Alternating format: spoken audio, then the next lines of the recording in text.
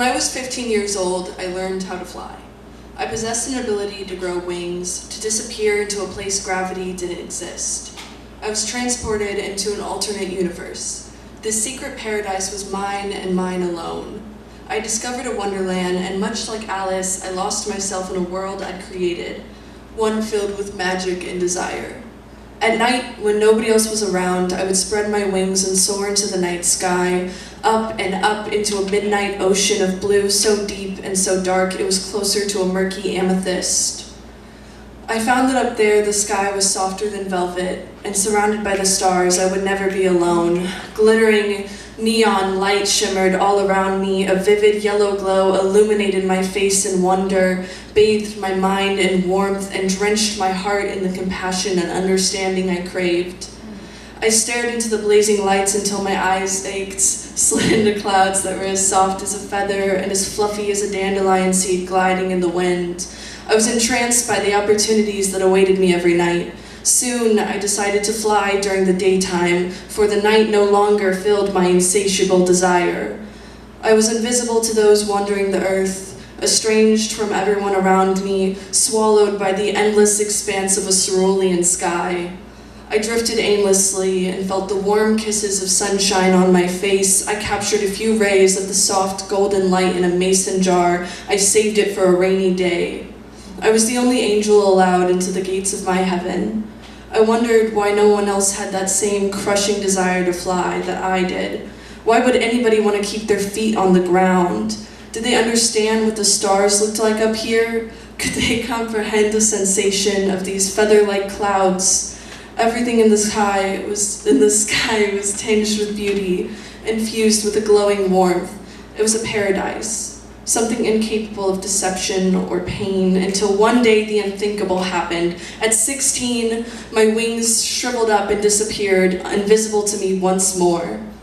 One day, I realized I had forgotten what the skies even felt like. I became one with the earth, vowing to never again part with the soft grass beneath my feet.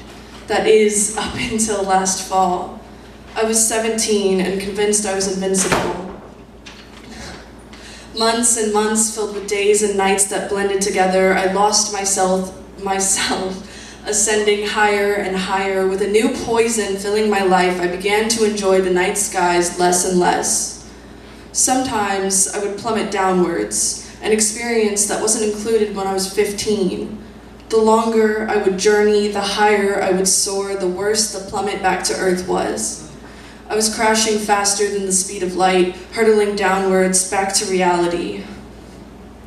I began to hate everything I had loved before. I hated the family I had chosen. I hated the family I hadn't. I hated the friends I once held so dear, and I hated anyone who held me to my promises. I hated religion, God. I hated atheism. I hated the elderly, infants, and everyone in between. I hated flying, but I hated the ground more. Most of all, I hated myself. I hated the monster I'd become, and I hated the things I did. Another girl, one I didn't recognize looking in the mirror. I no longer needed anyone or anything because I had found a new God to worship. An opaque bag filled with the glass-like shards I'd become a slave to. I was a member of the undead, some zombie-like creature. Still, I was desperate to fly, for no reason other than what it once was. I was Alice, discovering Wonderland wasn't what it seemed. I had lost myself in the night sky, and my wings in the back of a car accompanied by two strange men, in 100 clear bags, in the sparkling shards of crystal meth. Today I am 18 years old, an age I never imagined myself seeing. I no longer desire the world I've created for myself. Instead, I've retired my wings, choosing to dispose of them in a place I can no longer reach. I haven't found myself yet, but my wings didn't help me find anything either. Some days, I miss the feeling of the wind in my hair, craving the shards that destroyed me. But today, as I feel the grass underneath my feet, firmly planted on the earth, I decide to try something new, something foreign: sobriety. Yeah.